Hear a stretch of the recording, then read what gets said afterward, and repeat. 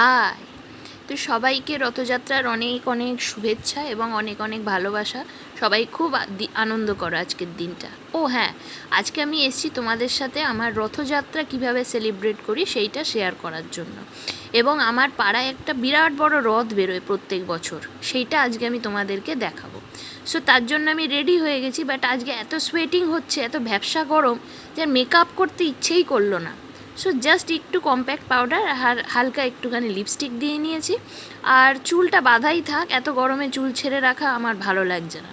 তো তাড়াতাড়ি চলো, তোমাদের সাথে আজকের দিনটা আমি শেয়ার করি, দেখাই তোমাদের সেই রথটা। ওর হ্যাঁ, একটা মেলাও বসে, যেটা আজকে জাস্ট বসেছে আজকে। তো আজকে এই মেলাটা বসেছে, এটা 12 তারিখ অবধি থাকবে। তো আমি এসেছিলাম বেসিক্যালি আমার দাদার সাথে মেলাতে। তো মেলাটা আমি তোমাদেরকে দেখাচ্ছি, দেখো ঘুগনি টুগনি অনেক কিছুই বসেছে। আর এই হচ্ছে সেই রথটা, যেই রথটা প্রত্যেক বছর আমাদের পাড়ায় বের হয়। এটা আমাদের পাড়ার সবথেকে বড় রথ। সো সবাই কত আনন্দ করছে দেখো, নাচানাচি সে অনেক আনন্দ হয়।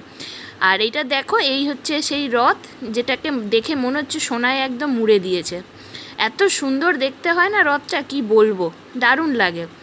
আর এছাড়াও আমাদের কচিকাচারা তো রথ নিয়ে, ছোট বড় রথ নিয়ে বেরোই। তো আজকের ব্লগটা এইটুকুই, আবার আসবো অন্য একটা ব্লগ নিয়ে।